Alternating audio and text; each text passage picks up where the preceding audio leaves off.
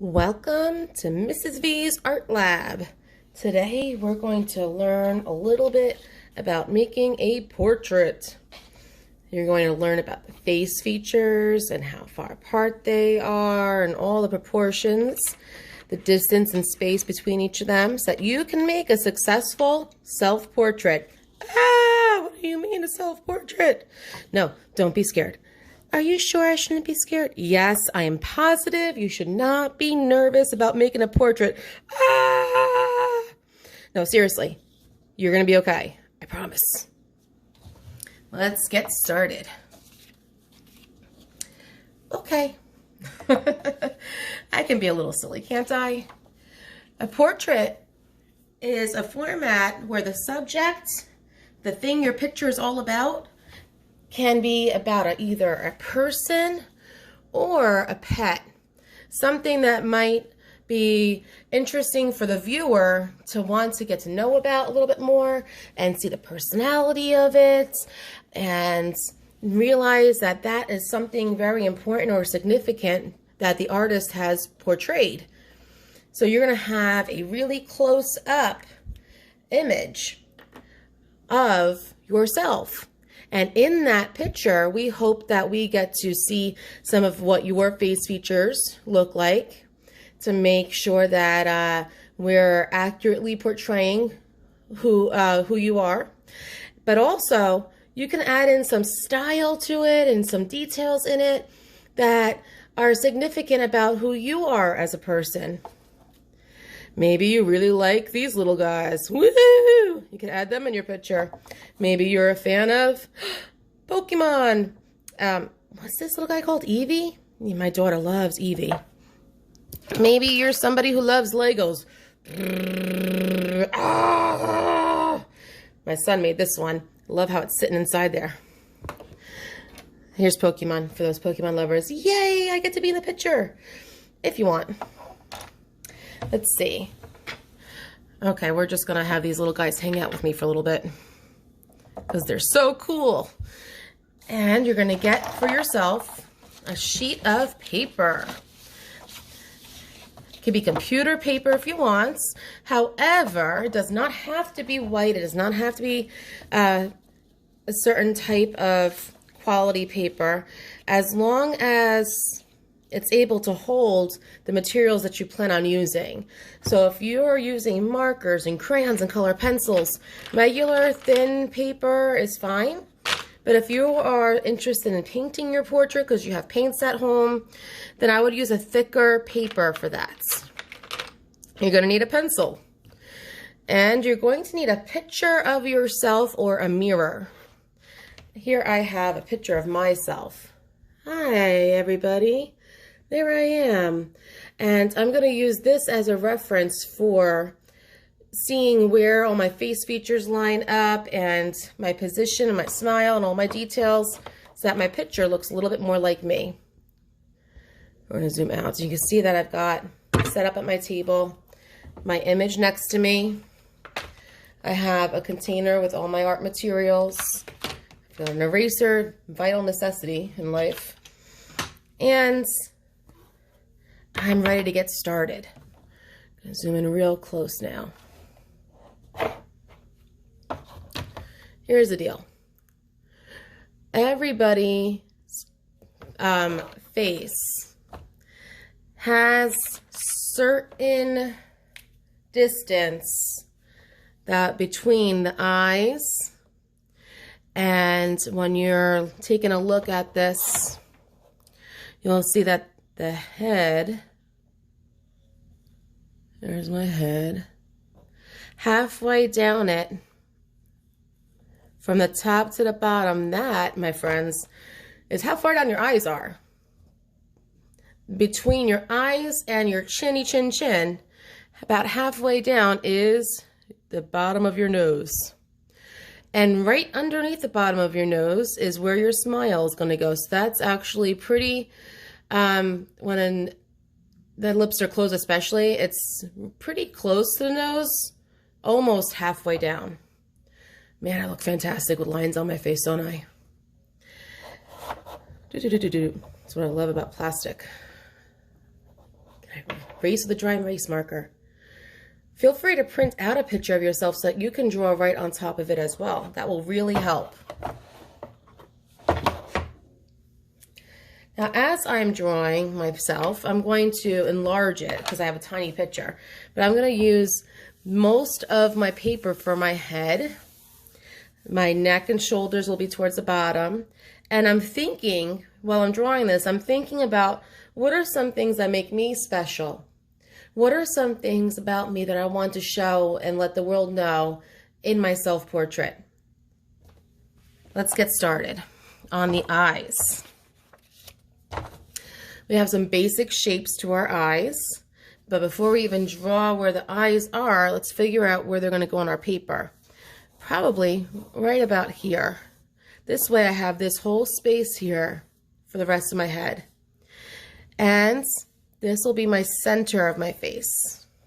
So when I was on here, right smack straight down the middle of my head is where my nose is. And on either side of that, I have a space between my eyes that's right on the median, the middle of the picture there. So we're going to have that guide letting us know how big and where it's going. Am I drawing hard and pressing hard with my pencil?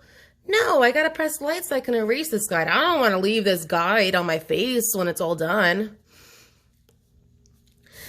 Your eyes, your nose, and your mouth. They all need to be placed where they're going to go proportionately. Let's head up those eyes here. So if this is the bridge of my nose, it is one eyeball width between each.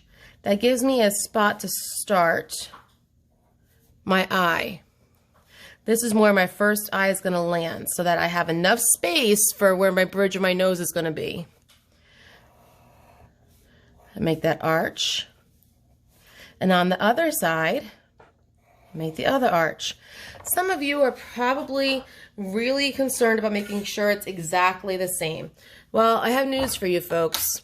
While the eyes appear to be exactly the same, there's always a little something special and different about each eye. It's okay if it's not perfectly symmetrical, meaning the same on both sides. You just want it to be similar. However, you could line up and make sure that the top of the eyes are the same. You could try and check with a ruler to see if they're about the same width, so there's not completely too far off. But not necessary. Gonna make a circle for the iris. This is where our little tear duct is. And then when I curve the bottom eyelid, it's going to go right up against that circle. I'm also now on the second step here going to add part of my eyelid.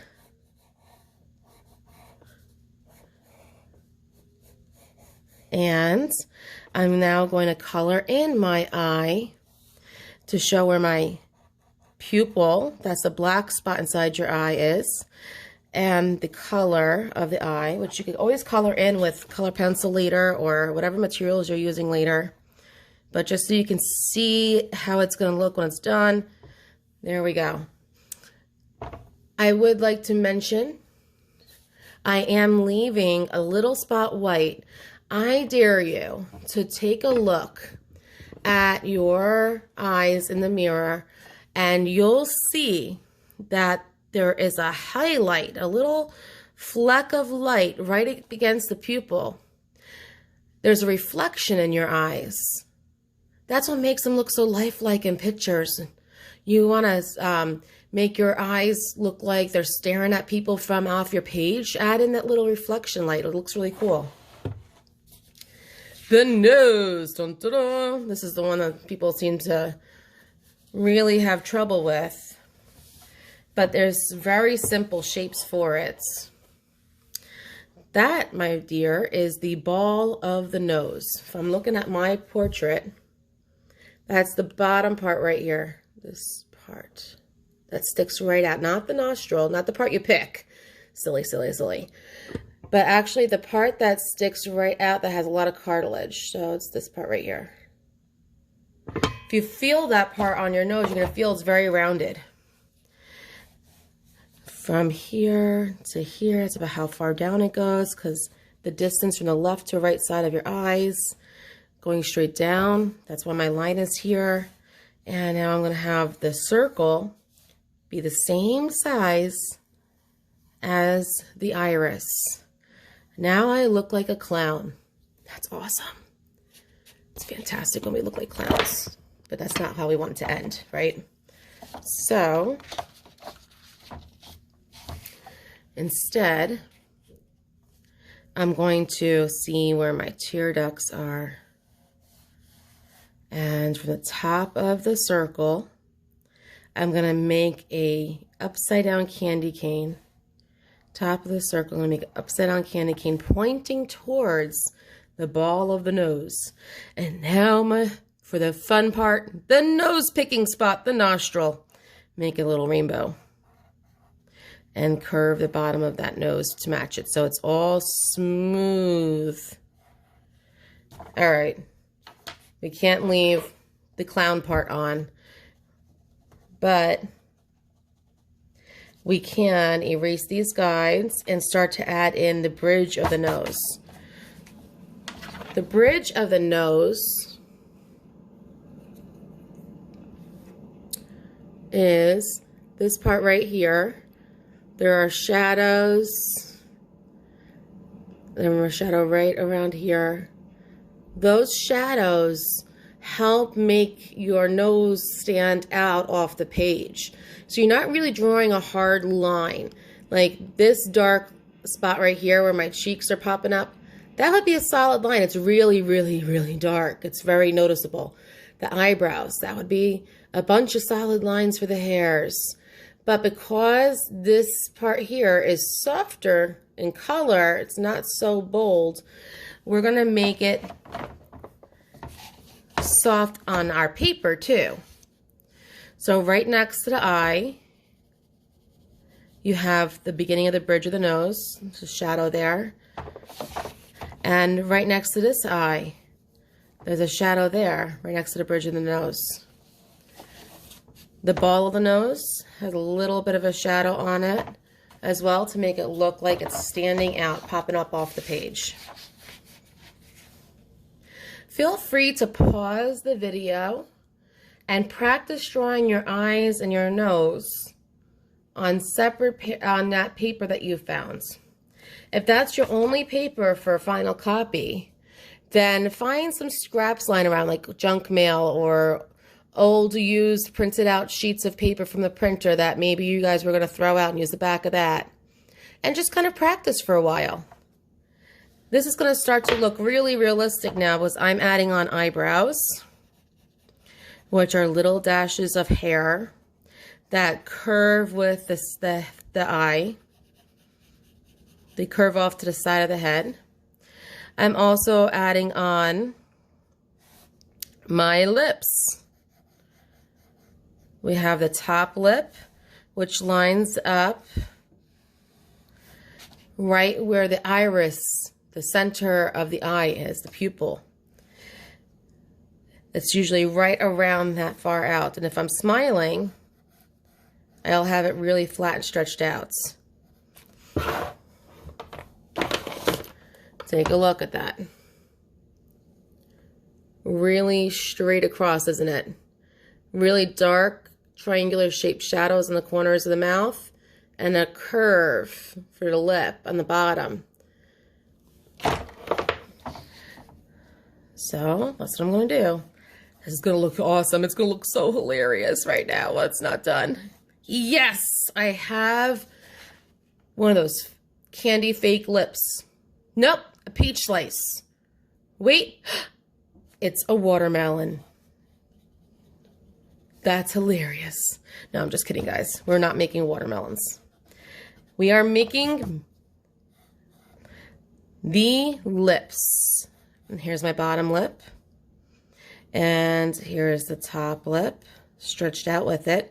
Remember I showed you those dark triangle shapes right there? And right there. That's what I'm putting in now.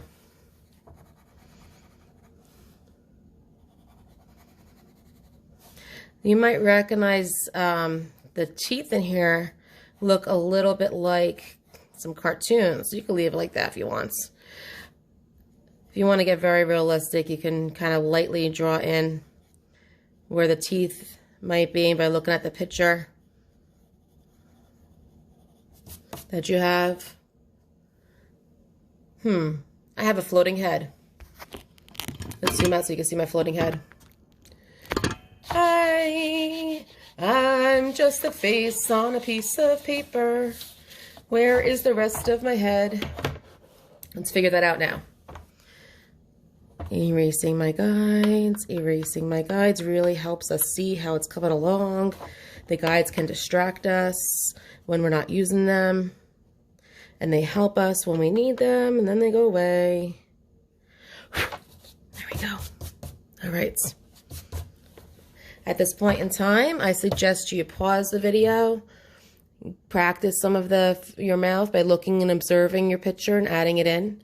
This portrait should take you, a couple of sessions of sitting down and drawing it, taking breaks, practicing, and then drawing it. And it's okay if you need to constantly redo to make yourself feel comfortable with what you're making. But also remember, this is your first time probably trying to draw some of these shapes realistically. You don't learn how to play an instrument the first time you pick it up. You're not born knowing how to walk. You're not born knowing how to add 1 + 1. That's something that you learn. You are very capable students. You're very capable of learning how to draw face features, how to draw a portrait. You will get this. The more you practice, the better you get at it, and the more you observe. That's my favorite part of learning this, because it's fun to stare at the little details. The more you observe, the better you will be when you start to draw it. Okay.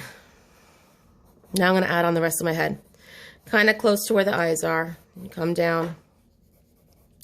And I can observe the shape and the lines and the style of my position of my head. I can see where my cheeks curve. They curve kind of close to where the mouth is. They come in for a chin that's like directly below and probably about that far from my mouth. And then I have my giant forehead. No, I'm just kidding. It's a forehead. That's sort of giant, filled with curls. Lots of curls flowing all over my head. That's really what's going to make my picture. So when I look at my picture of myself, I think, what is the most noticeable feature that makes me me? Most people remember my glasses, so I'm going to make sure that I don't forget them. I'm going to draw them coming in and around my eyes where I see it in my picture. I see that my glasses go out to the side of the head, so I'm going to make sure that they get that far. And they're covered by hair. There's going to be hair all through here. Right now, I probably look like an alien. And below my eyebrows, across my eyes, and this one here, this is interesting. I'll show you this. My glasses go right off my head. You see that? Are you paying attention to where things land in your picture? When you're looking at your eyes and your accessories and your hair and where things line up, are you comparing and seeing, is it past this part of me? Is it next to this part of me? All right, here we go, past my eyes. Artists observe the world and they portray little details that people might not notice. And that's what makes so many things so unbelievable when we look at them. Those extra things that we notice and we add into the pictures that makes it great. Okay. My smile lines. And here we go. Time for my curls. Ah! First I start making the waves like a coloring book outline would look. I'm following the outside curves of where the shape is. I'm adding on where I see my neck and where I see my shoulders and my shirt. I'll have to draw that shadow later. Add on these extras and the hair. Oh my gosh, all this hair. All this hair.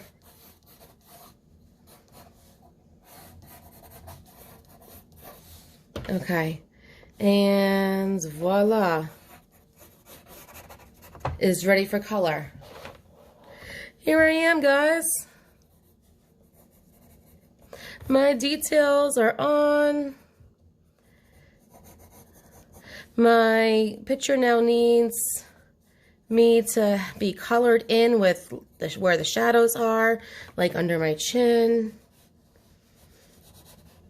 I can't see through this part here, so I'll erase that. Any adjustments, this is a great time for that. Any shadows, any waves and curls. If you don't have any coloring materials, I am perfectly happy with you sending in it all in pencil. However, just like I am right now, you should be using the side of your pencil to add in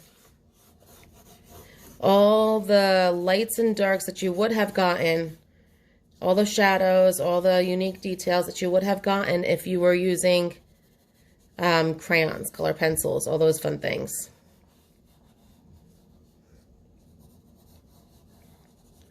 And a shadow through here.